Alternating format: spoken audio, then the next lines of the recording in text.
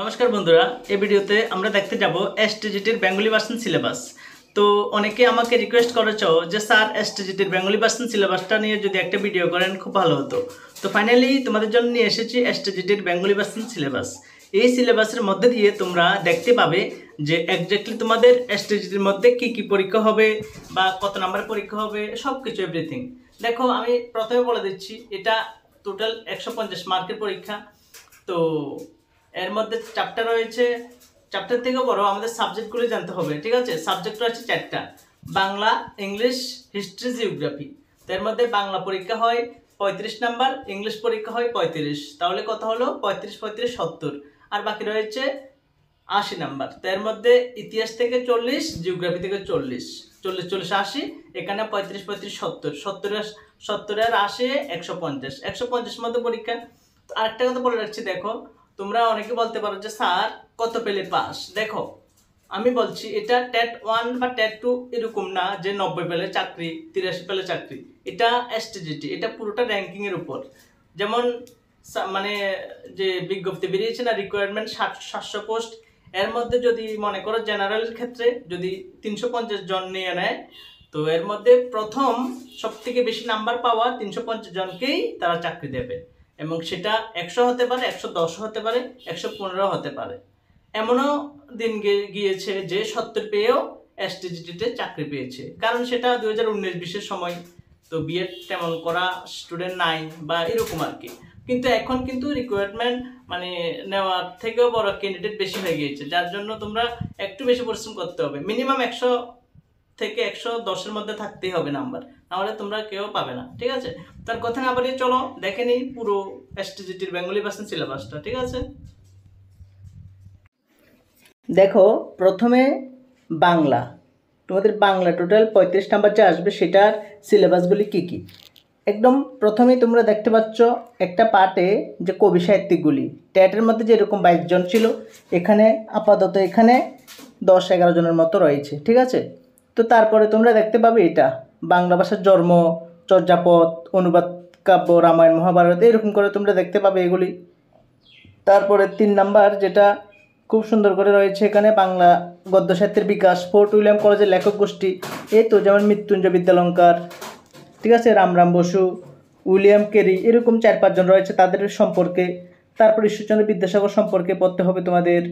এই যেগুলো রয়েছে না, যেমন বাংলা নাটক 3 জন রয়েছে: দীনবন্ধু মিত্র, দ্বিজেন্দ্রলাল রায়, বিজন ভট্টাচার্য, এগুলির নাটক সম্পর্কিত পড়তে হবে। পরীক্ষাতে আসবে যে কোনো একটা নাটক দিয়ে যে এটা কার নাটক, এরকম আর কি, কেমন? তারপর 4 নাম্বার রয়েছে, দেখো এখানে 4 নাম্বারের মধ্যে রয়েছে, তোমরা দেখতে পাচ্ছ যে গ্রামার থেকে ধ্বনি। তারপরে 5 নাম্বার, তো গ্রামারের মধ্যে যেগুলি গ্রামার এত বেশি নাই, ট্যাটের মতো এরকম বেশি নাই। ধ্বনি রয়েছে, বর্ণ রয়েছে, স্বরবর্ণ, ব্যঞ্জনবর্ণ, বর্গীকরণ। তারপরে ওই তালব্য বর্ণ যেরকম থাকে না, স্পর্শবর্ণ, কণ্ঠবর্ণ, এগুলি আর কি বর্গীকরণ। তারপর উৎসগত শ্রেণীবিভাগ, তৎসম, তদ্ভব, অর্ধতৎসম, এগুলি আর কি। ধ্বনিতত্ত্ব বেশি নাই, ধ্বনিতত্ত্ব 12টা আছে। স্বরভক্তি, বিপ্রকর্ষ, অপিনিহিতি, তার অভিশ্রুতি, এগুলি থাকে রে এরকম। ধাতু, ক্রিয়াপদ, বাক্য প্রকরণ, একপদীকরণ ক্লাস 9-এও তোমরা পেয়েছো 40টা, 80টা থাকে ক্লাস 9-এর। হাফ ইয়ারলিতে 40টা, অ্যানুয়ালিতে 40টা, এরকম থাকে আর কি, কেমন? এ অগ্রজর্মজে, অগ্রজ, ঠিক আছে, এরকম থাকে। যাক, সহজ আছে। তারপর ভাষা ও উপভাষা সম্পর্কে ধারণা। তারপর অলঙ্কার হলো শব্দ অলঙ্কার, অর্থালঙ্কার, এগুলি ক্লাস 11-এর সিলেবাসে রয়েছে, ঠিক আছে? ছন্দ এগুলি একদম এক্স্যাক্টলি ক্লাস 12-এ রয়েছে। অক্ষরবৃত্ত, মাত্রাবৃত্ত, স্বরবৃত্ত, এগুলি ক্লাস 12-এর সিলেবাসে রয়েছে। অ্যাট প্রেজেন্ট ত্রিপুরা বোর্ডের, আর শব্দ অলঙ্কার, অর্থালঙ্কার, এটা অ্যাট প্রেজেন্ট ত্রিপুরা বোর্ডের ক্লাস 11-এর সিলেবাসে রয়েছে, ঠিক আছে? তো বাংলা টোটাল এই 7টা টপিক, এবং এগুলি থেকে টোটাল তোমাদের 35 নাম্বার আসবে, ঠিক আছে? এক্স্যাক্টলি। তো বাংলাটা দেখেছো, এবার দেখবো আমরা ইংলিশটা। তো ইংলিশের মধ্যে দেখো, ইংলিশের মধ্যে তোমাদের মানে যে বেঙ্গলি ভার্সন করার কোনো প্রয়োজন নাই। ইংলিশের মধ্যে যে টপিকগুলি রয়েছে, গ্রামারের টপিকগুলি একদম, যেমন kinds of sentence, in terms of structure and mood. Structure তো সহজ, এবং স্ট্রাকচার 3টা, ওই সিম্পল, কমপ্লেক্স, কম্পাউন্ড, যে এগুলি আর কি। আর মোড অফ এক্সপ্রেশন, 5টা রয়েছে না, assertive, interrogative, imperative, optative, exclamatory, এগুলি। তো ইউজ অফ ডিটারমিনাস যেটা আমরা ট্যাটও পেয়েছি, ডিটারমিনাস, আর্টিকেল ডিটারমিনাস, ডেমনস্ট্রেটিভ ডিটারমিনাস, এরকম আর কি। আমি সংক্ষেপে বোঝাচ্ছি, জাস্ট সিলেবাসটা দেখাচ্ছি। Tense, subject verb agreement, preposition, narration, voice change, clause identification, error correction of errors, transformation of sentence. এই তো ট্রান্সফরমেশন অফ সেন্টেন্স মানে অ্যাসারেটিভ থেকে ইন্টারগেটিভ, ইন্টারগেটিভ থেকে অ্যাসারেটিভ, অ্যাফার্মেটিভ থেকে নেগেটিভ, সিম্পল থেকে কমপ্লেক্স, কমপ্লেক্স থেকে কম্পাউন্ড, এরকম। ঠিক আছে। তো আপাতত ইংলিশ গ্রামারের মধ্যে আরও এটা গ্রামারের। তারপরে ইংলিশ গ্রামারের মধ্যে দেখো কম্প্রিহেনশন টেস্টের মধ্যে কী কী রয়েছে। বিজনেস লেটার বা ফর্মাল লেটার থেকে তোমাদের এমসিকিউ আসবে। তারপর কম্পোজিশন আসবে, একটা প্যাসেজ, নোটিস রাইটিং থেকে এমসিকিউ আসবে। এগুলি থেকে বেশি না, 2টা মিনিমাম তোমরা পেয়ে যাবে এমসিকিউ, কেমন। তো এবার তোমরা যেটা খুব গুরুত্বপূর্ণ এসটিজিটির জন্য, গল্প কবিতা থেকে প্রশ্ন কি কি থাকবে দেখো। তোমাদের টোটাল প্রস মানে গল্প টোটাল তোমাদের যেগুলো রয়েছে এখানে রয়েছে। 1 নাম্বার ইঞ্জিন ট্রাভেল রয়েছে, তারপরে রিফিউজি রয়েছে, মোস্ট বিউটিফুল একটা গল্প রয়েছে খুব সুন্দর, সেলফিশ জায়েন্ট রয়েছে। সেলফিশ জায়েন্টটা বর্তমানে এটা অলরেডি এখনই রয়েছে 9 থেকে 12 অবধি, মানে একটা ক্লাসে। ঠিক আছে। তো যেমন এ ডেইলি ড্রামা, তারপর conversation, the fun they had, এটা বর্তমানে ক্লাস 9-এর প্রথম গল্প। টিবিএসসি বা সিবিএসসি যেটা বলো, ক্লাস 9-এর ইংলিশ বুকের মধ্যে প্রথম গল্প দ্য ফান দে হেড। তারপরে the dream and the message, portrait প্লেডিটাও বর্তমানে ত্রিপুরা বোর্ডের ক্লাস 11-এর প্রথম গল্প। ঠিক আছে। তো ম্যাক্সিমাম এখন বইতে নাই, পুরনো বইগুলিতে রয়েছে, তবে 2-3টা রয়েছে। যেমন কী কী রয়েছে আমি বলেই দিচ্ছি এখন। সেলফিশ জায়েন্টটা তোমরা পেয়ে যাবে ক্লাস 8-এর বা এরকম একটা বইতে। তারপরে the fun they had class 9-এর প্রথম বুক, আর পোর্ট্রেট প্লেডি ক্লাস 11-এর প্রথম। ঠিক আছে।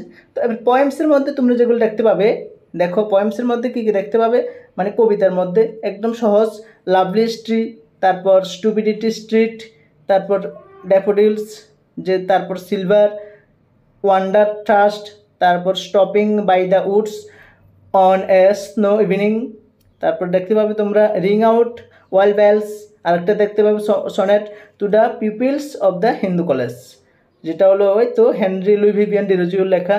তারপর গীতাঞ্জলি, এটা হলো রবীন্দ্রনাথ ঠাকুরের। তারপর পেট্রিজম স্কট, ঠিক আছে, স্কটের লেখা পেট্রিজম, স্যার ওয়াল্টার স্কটের লেখা, কেমন। তো এগুলি হলো ইংলিশের টোটাল তোমাদের 35 নাম্বার। ইংলিশের 35 নাম্বারও খুব ইজি। গ্রামার অবশ্যই আমি হেল্প করব, আমার এই ইউটিউব চ্যানেলের মাধ্যমে আমি তোমাদের গ্রামার পুরোটা হেল্প করে দেবো, প্রস পোয়েট্রি আমি হেল্প করে দেবো। ঠিক আছে। তো এতটুকুই, এটা হলো ইংলিশ সিলেবাস। ইংলিশে 35 আর গেল বাংলা 35। এবার দেখবো আমরা আরেকটা পার্ট। এবার দেখো হিস্ট্রি পার্টটা। ঠিক আছে। দেখো হিস্ট্রি গ্রুপ সির মধ্যে গ্রুপ 1-এ বাংলা, গ্রুপ এতে বাংলা, গ্রুপ বিতে ইংলিশ, গ্রুপ সিতে হলো হিস্ট্রি। ঠিক আছে। তো হিস্ট্রি টোটাল আসবে 40 নাম্বার। এর মধ্যে 40 নাম্বারের জন্য সিলেবাসটা তোমাদের ইউনিট 1, ইউনিট 2, ইউনিট 3 এই 3টা ভাগে ডিভাইড করা রয়েছে। তো প্রথমে ইউনিট 1-এর সিলেবাসটা দেখো, একদম সুন্দর করে তোমাদের জন্য আমি একদম যেভাবে দেখাচ্ছি আর কি, একদম এটা হলো ইংলিশ ভার্সন সিলেবাস, এটা হলো বেঙ্গলি ভার্সন সিলেবাস। তোমরা কোথাও পাইতে না এটা এত সুন্দর করে সাজানো। ঠিক আছে। তো দেখো প্রথমেই আসছি এখানে 1 number topic, the sources of early Indian history. ঠিক আছে। এর মধ্যে ইন্ডিয়ান হিস্ট্রির মধ্যে, আর্লি ইন্ডিয়ান হিস্ট্রির মধ্যে আমরা দেখতে পাবো Literary sources, archaeological sources, foreign accounts. ঠিক আছে। কী কী? 1 নাম্বার প্রাচীন ভারতের ইতিহাসের উপাদান। প্রাচীন ভারতের ইতিহাসের উপাদান কী কী? 1 নাম্বার সাহিত্যিকদের উপাদান, প্রত্নতাত্ত্বিক উপাদান, বৈদেশিক বিবরণ। প্রথম পার্ট হয়ে গেল সিলেবাসের। 2 নাম্বার আমরা দেখতে পাবো religious movement of the 6th century. ঠিক আছে। মানে 6ষ্ঠ শতকে যে ধর্মীয় আন্দোলনগুলি হয়েছিল কী কী? A number life and technique of Gautam Buddha, মানে ওই যে বৌদ্ধজম এটা। B number life and techniques of Mahavir, মানে ওই যে জৈনজম এটা। 3 number similarities and differences between Buddhism এবং জৈনজম। মোট কথা এটা থেকে আমরা গৌতম বুদ্ধ এবং মহাবীর সম্পর্কে পুরোটাই পড়তে হবে, যেটা ট্যাট 2 সিলেবাসের মধ্যে রয়েছে, কেমন। এটা বাংলাটা আর পড়ছি না। এবার দেখো 3 নাম্বারের মধ্যে রয়েছে political conditions during 6th century BC.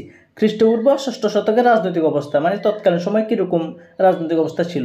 তারপর 4 number the history of the rise of Magadh, মগধের ব্যাপারে, মানে মগধের ইতিহাস আর কি। কেমন, এটা ট্যাটুর মধ্যে তোমরা পেয়ে গিয়েছো যে মগধের ইতিহাসের মানে মগধের উত্থানের ইতিহাসটা যা যা রয়েছে আকবর থেকে শুরু করে যা যা প্রয়োজন আর কি। কেমন। তারপর 5 number Ashok policy of conquest, অশোকস ড্রামা, ধম্ম, অশোকের ধর্মনীতি আর কি। কেমন। 5 নাম্বার অশোকের রাজ্য জয়নীতি অথবা অশোকের ধম্ম। মোট কথা অশোকের ব্যাপারে, সম্রাট অশোকের ব্যাপারে পুরোটা পড়তে হবে।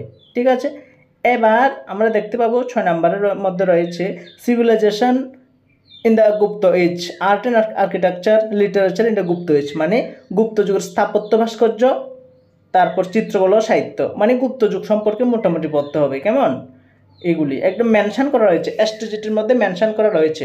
আরেকটা কথা বলে রাখছি, এসটিজিটির পরীক্ষা একদম কমন কোশ্চেন থেকে হয়। প্রিভিয়াস ইয়ারের কোশ্চেনগুলি তোমরা অ্যানালাইজ করলে তোমরা নিজেরা বুঝতে পারবে। এমন না যে ট্যাট 1, 2 মতো এমন হার্ড করবে, কঠিন করবে। তারা যেহেতু পোস্ট দিয়েছে এই জন্য তারা এত ডিপ থেকে কোশ্চেন করার কোনো মানে হয় না। কেন, কারণ তারা যেহেতু এটা র্যাঙ্কিংয়ে আসবে, পাস করলো মানে পাস বেশি করুক কম করুক তারা মানে তাদের ডাজেন্ট ম্যাটার। কারণ এই বিষয়টা কীরকম একটা তোমরা নিজেরা রিয়েলাইজ করলে বুঝতে পারবে যে তারা প্রশ্ন সোজা করুক বা কঠিন করুক, যতজনে করুক পাসটা কেউ না কেউ করবে। আর কত পেলে পাস এটা তো নির্দিষ্ট কোনো মার্ক নাই না। তো তার জন্য যারা মানে তারা যত পোস্ট নিয়েছে ওই পোস্টগুলি তাদের মানে পূরণ করতেই হবে। এর থেকে বেশি নাম্বার পেয়ে গেলে মানে পোস্ট কমপ্লিট হওয়ার পরে নাম্বার বেশি পেলেও তো আর এগুলি বাতিল হয়ে যাবে। তো এই জন্য তাদের মানে এত কোশ্চেন হার্ড করে ছাত্রছাত্রীদের বিভ্রান্তের মধ্যে ফালানোর কোনো মানসিকতাই নাই, এমন হবে না। ঠিক আছে। আর কোশ্চেন কঠিন হলেও একটা কথা মাথায় রাখবা, যে কোনো চাকরি পরীক্ষার কম্পিটিটিভ এক্সামের পরীক্ষা হোক না কেন মোটামুটি 60-70% কমন থেকে আসে। যেমন এবার ট্যাট পরীক্ষার কোশ্চেন কিছুটা কমন হয়েছে, কিন্তু ছাত্রছাত্রীরা বেশি ডিপ থেকে পড়তে গিয়ে, গভীর থেকে পড়তে গিয়ে কমন প্রশ্নগুলি ভুল করে দিয়েছে। তো যার জন্য এটা বলছি তোমরা এত হাইলি ডিপে যাওয়ার প্রয়োজন নাই। আমার যতটুকু ওপিনিয়ন, তোমরা মোটামুটি বেসিক কনসেপ্ট ক্লিয়ার করে অ্যাটলিস্ট সম্পূর্ণ সিলেবাসটা পড়ে যেতে পারলে এটাই এনাফ। বুঝছো, আমরা বেশি ডিপে পড়তে গিয়ে দেখবো যে 100টা টপিক থাকলে আমরা 80টা পর্যন্ত পড়তে পেরেছি আর 20টা টপিক পড়াই হয়নি। তো কী লাভ হলে? এর থেকে আমরা মানে যেটা আমার ওপিনিয়ন, সবটুকু পড়ো, সব সিলেবাস মোটামুটি বেসিক আইডিয়া নিয়ে গেলে অ্যাটলিস্ট পরীক্ষা দিতে যাওয়ার সময় এতটুকু তো বলতে পারবে যে আমি অ্যাটলিস্ট সব কিছু বুঝে জেনে শুনে অ্যাটলিস্ট আনসার করতে পারবো আইডিয়া করে হলেও। ঠিক আছে। দেখো তারপরে 7 নম্বরের মধ্যে education and educational institution in the ancient India, Nalanda বিশ্ববিদ্যালয় সম্পর্কে পড়তে হবে তোমাদের। তারপর বিক্রমশালী, তারপর তক্ষশিলা। কেমন। তো দেখো নালন্দা, বিক্রমশিলা, তক্ষশিলা সম্পর্কে জানতে হবে। প্রাচীন ভারতের শিক্ষা প্রতিষ্ঠান এগুলির মধ্যে পড়াশোনা হতো। কেমন, বিশ্ববিদ্যালয় আর কি। তারপর 8 নাম্বারের মধ্যে তোমরা আর্ট অ্যান্ড আর্কিটেকচার অফ পল্লবদের শিল্প স্থাপত্য। এই পল্লব আর গুপ্ত যুগ এগুলি, এই দুইটা কিন্তু বা মগধ, এগুলি ট্যাট 2-র মধ্যে রয়েছে। ঠিক আছে। তোমরা এসটিজির জন্য পড়লে ট্যাট 2 হয়ে যাবে, আর যারা এসটিজির জন্য আগে পড়েছ তোমাদের জন্য অ্যাডভান্স তো আরও ভালোই হলো।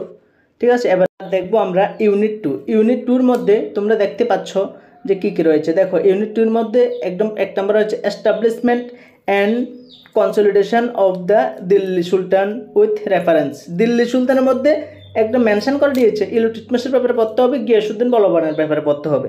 দিল্লি সুলতানের সাম্রাজ্যের প্রতিষ্ঠা ও দৃঢ়ীকরণের মধ্যে ইলতুৎমিশ, রাজিয়া এবং গিয়াসউদ্দিন এই 3 জনের ব্যাপারে পড়তে হবে। ঠিক আছে। তো 2 নম্বরের মধ্যে সুলতান আর্কিটেকচার অ্যান্ড লিটারেচার, মানে সুলতানের যুগ যে আমরা পড়বো এখানে তার স্থাপত্য ভাস্কর্যের ব্যাপারে পড়তে হবে। 3 নম্বর মুসলিম ও অমুসলিম সংস্কৃতি মিথস্ক্রিয়ায় প্রধানত ভক্তি ও সুফি আন্দোলন সম্পর্কে পড়তে হবে। ভক্তি ও সুফি আন্দোলন যেটা ট্যাট 2-র মধ্যেও রয়েছে। তো বুঝতে পেরেছো এতটুকু।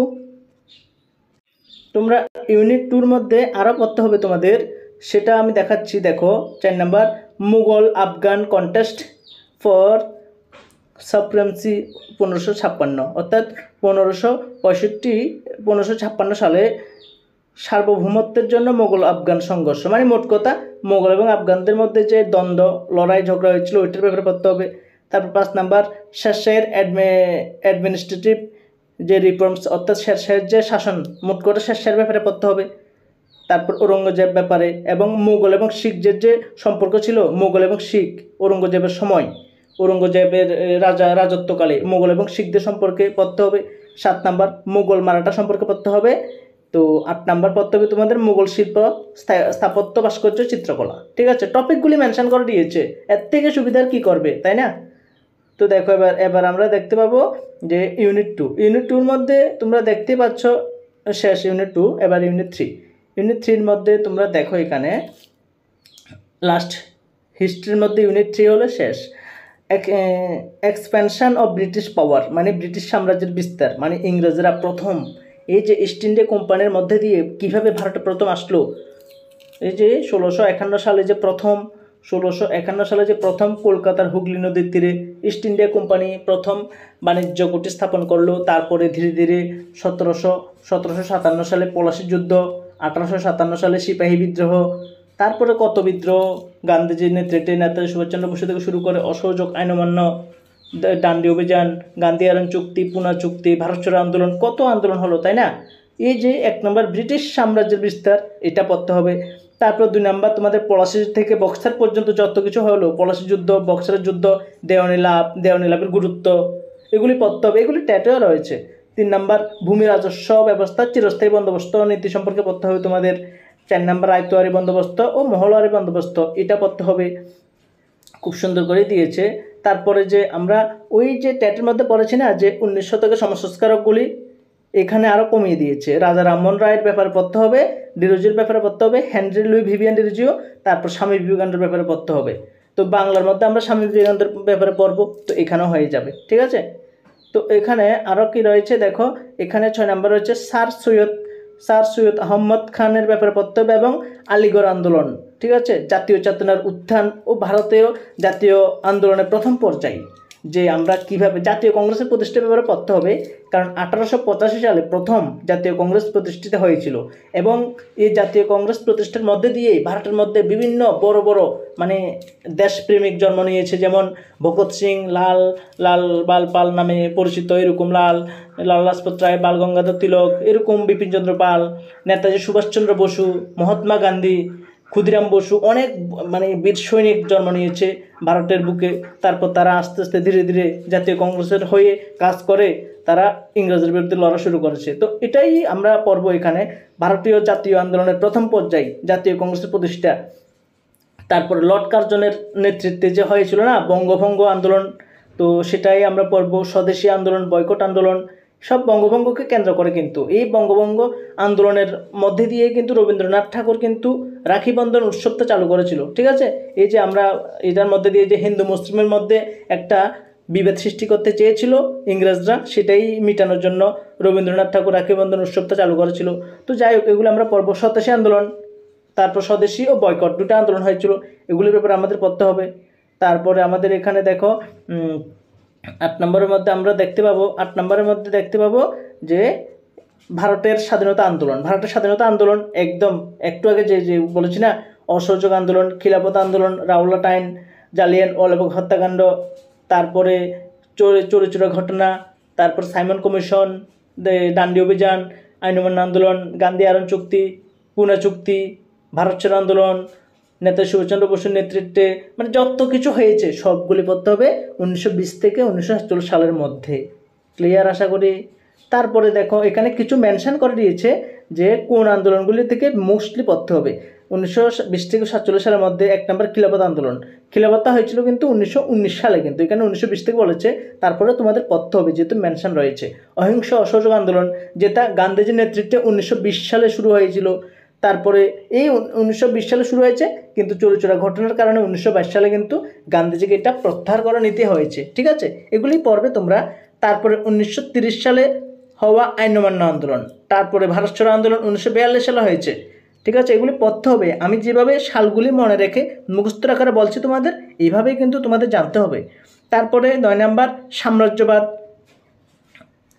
সাম্রাজ্যবাদ এবং প্রথম বিশ্বযুদ্ধের প্রেক্ষাপট। প্রথম বিশ্বযুদ্ধ কবে হয়েছে? 1939 সালে, ঠিক আছে?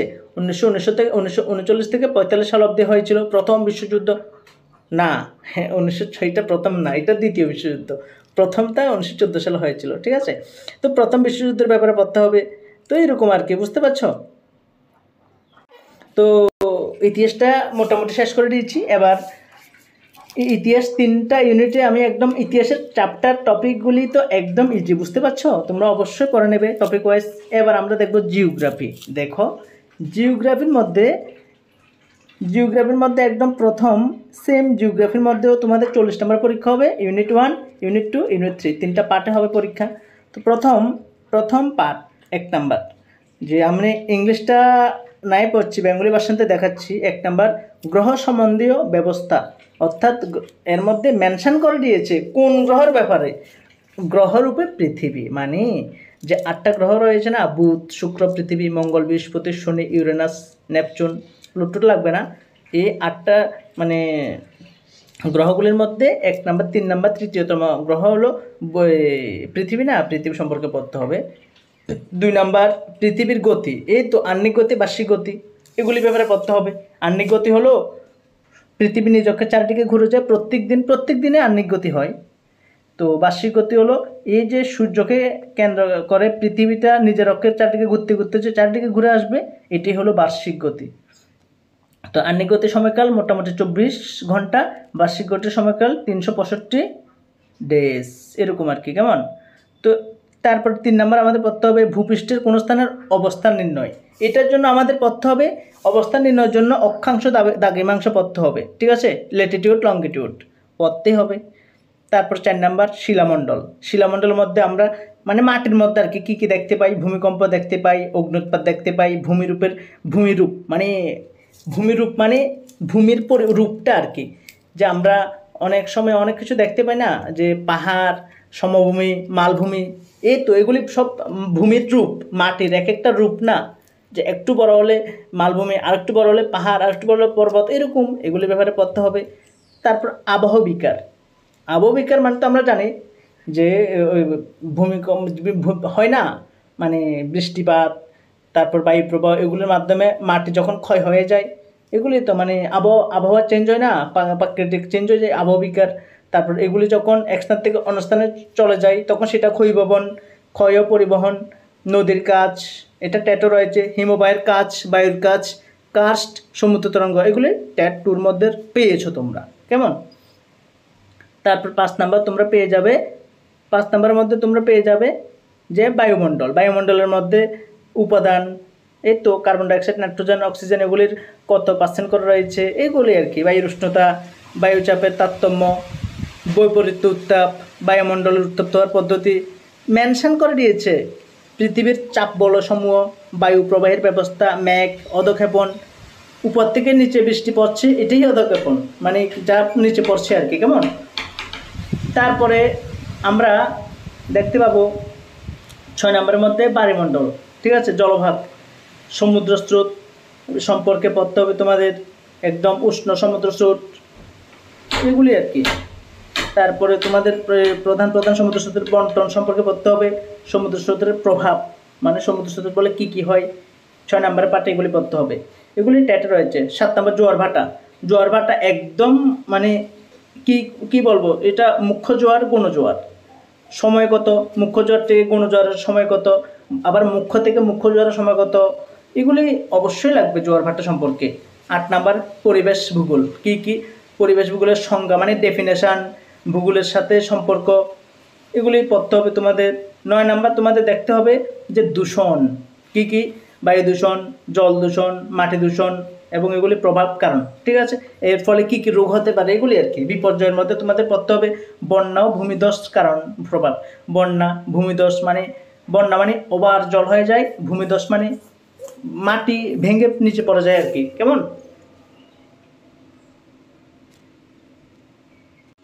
তো তারপরে আমরা ইউনিট 1 কমপ্লিট। ইউনিট 2-র মধ্যে আমরা যেগুলি দেখতে পাবো, দেখো ইউনিট 2-র মধ্যে আমরা দেখতে পাবো যে 1 নাম্বার খনিজ এবং শক্তি সম্পদ। এর মধ্যে খনিজ শক্তি সম্পদের মধ্যে আমরা পাবো আকরিক লৌহ, বক্সাইট, অভ্র, কয়লা, খনিজ তেল, প্রাকৃতিক গ্যাস, এগুলোর উপাদানগুলি কি এগুলি আর কি। 2 নাম্বার অপ্রচলিত শক্তি সম্পদ, কি অপ্রচলিত শক্তি সম্পদ মানে যে সম্পদ শেষ হবে না, যে সম্পদ পুনরায় আবার সাময়িকভাবে কমে গেলেও পুনরায় আবার ক্রিয়েট হয়ে যায়, এগুলি হলো অপ্রচলিত শক্তি সম্পদ। যেমন কি সৌরশক্তি, বায়ুশক্তি, জৈব গ্যাস, ভূতাপ শক্তি, এগুলি, কেমন? এগুলি ভাবে পড়তে হবে তোমাদের। তারপরে ইউনিট 2 মধ্যে আর দুটো টপিক পড়তে হবে তোমাদের কৃষি। কৃষির মধ্যে তোমাদের কি পড়তে হবে, মৌসুমী জলবায়ু অঞ্চলে জীবন ধারণ, তারপরে কি একদম সহজ, এগুলি টেট 2 মধ্যে রয়েছে। প্রগার কৃষি, তারপর প্রগার কৃষির মধ্যে ধানের ব্যাপারে একদম ধান চাষের অনুকূল পরিবেশ পুরোটা পড়তে হবে। ধান চাষের জন্য কী ধরনের জমি প্রয়োজন, ধান চাষের জন্য কি পরিমাণ বৃষ্টি প্রয়োজন, ধান চাষ কোন মাটিতে ধান চাষ ভালো হয়, এরকম আর কি এগুলি পড়তে হবে। বা ধানের বৈজ্ঞানিক নাম বা কয়েকটা বৈজ্ঞানসম্মত ধানের নাম। বাণিজ্যিক কৃষি সম্পর্কে আরও পড়তে হবে, গমের ব্যাপারে পড়তে হবে, চার আবারের ব্যাপারে পড়তে হবে, যেরকম ধানের ব্যাপারে বলেছি। এই বাকিগুলো অনুকূল পরিবেশ, তাপমাত্রা, বৃষ্টিপাতের পরিমাণ, কীরকম মাটিতে ভালো হয়, এগুলি পড়তে হবে। এর থেকে বেশি আর লাগবে না। তারপর 4 নাম্বার শিল্প। শিল্পের মধ্যে লৌহ ইস্পাত শিল্প, তারপরে যুক্তরাজ্য, আমেরিকা যুক্তরাজ্য, জাপান, এগুলিতে এই লৌহ ইস্পাত শিল্পের ব্যাপারে পড়তে হবে তোমাদের। তারপরে কার্পাস বয়ন শিল্প, সেম যুক্তরাজ্য, জাপান এবং ভারতের কার্পাস বয়ন শিল্প সম্পর্কে পড়তে হবে। পাট বলতে বিশেষ করে বাংলাদেশের পাট সম্পর্কে, আমাদের ভারতের পাট সম্পর্কে পড়তে হবে। অ্যালুমিনিয়াম, আমেরিকা যুক্তরাষ্ট্রের অ্যালুমিনিয়াম সম্পর্কে পড়তে হবে, মানে ওইখানে অ্যালুমিনিয়াম শিল্প যেটা রয়েছে ওইটার ব্যাপারে আর কি। কাগজ শিল্পের মধ্যে বিখ্যাত কানাডা, ভারত, ওইগুলি পড়তে হবে। পেট্রোরসায়ন শিল্পের মধ্যে ভারত বিখ্যাত এবং ভারতের পেট্রোরসায়ন শিল্প সম্পর্কে তোমাদের দেখতে হবে। এবার আমাদের ইউনিট 3 মধ্যে তোমাদের দেখতে হবে, প্রথম দেখো 1 নাম্বার এশিয়া। এশিয়ার মানে এশিয়া কোথা থেকে আসলো? এই যে টোটাল 7টা মহাদেশ, এশিয়া, ইউরোপ, আফ্রিকা, উত্তর আমেরিকা, দক্ষিণ আমেরিকা, এগুলি না, এর মধ্যে এশিয়া একটা মহাদেশ। এশিয়া মহাদেশেই ভারত, চীন, শ্রীলঙ্কা, বাংলাদেশ। আরে ক্রিকেটের মধ্যে এশিয়া কাপ হয় না? এশিয়া কাপ মানে এশিয়া মহাদেশের যে দেশগুলি, এগুলি আর কি। এই দেশগুলি সম্পর্কে বা এশিয়া মহাদেশের ভূপ্রাকৃতিক বিভাগ, জল নিষ্কাশনী প্রণালী, জলবায়ু, মৃত্তিকা, এগুলি পড়তে হবে। 2 নাম্বার ভারতের মধ্যে কী পড়তে হবে? প্রাকৃতিক বিভাগ সম্পর্কিত, জল নিষ্কাশনী প্রণালী, জলবায়ু, মৃত্তিকা, স্বাভাবিক উদ্ভিদ, এগুলি। 3 নাম্বার আমাদের ত্রিপুরা থেকে পড়তে হবে। Tripura most important. JRBT, group C, group D বলো, টেট 1, টেট 2 বলো, এসটিজিতে বলো, ত্রিপুরাটাকে তোমরা কেউ বাদ দিতে পারবে না, ঠিক আছে? ত্রিপুরার মধ্যে তোমাদের ভূপ্রাকৃতিক বিভাগ, নদ নদী, জলবায়ু, মৃত্তিকা, স্বাভাবিক উদ্ভিদ, কৃষি, শিল্প, পরিবহন, যোগাযোগ ব্যবস্থা, এগুলি পড়তে হবে ত্রিপুরা থেকে, কেমন? তারপরে তোমাদের 4 নাম্বারের মধ্যে রয়েছে শিল্পাঞ্চল। ইয়াংশি কিয়াং চীনের, তারপর Tokyo, Yokohama, Kobe, Osaka, Japan, Hooghly, Haldia, তারপরে তোমাদের হলদিয়া শিল্পাঞ্চল, ছোটনাগপুর শিল্পাঞ্চল, দাক্ষিণাত্যের কৃষ্ণ মৃত্তিকা অঞ্চল, আন্দামান নিকোবর দ্বীপপুঞ্জ শিল্পাঞ্চল, এগুলো সম্পর্কে পড়তে হবে, ঠিক আছে?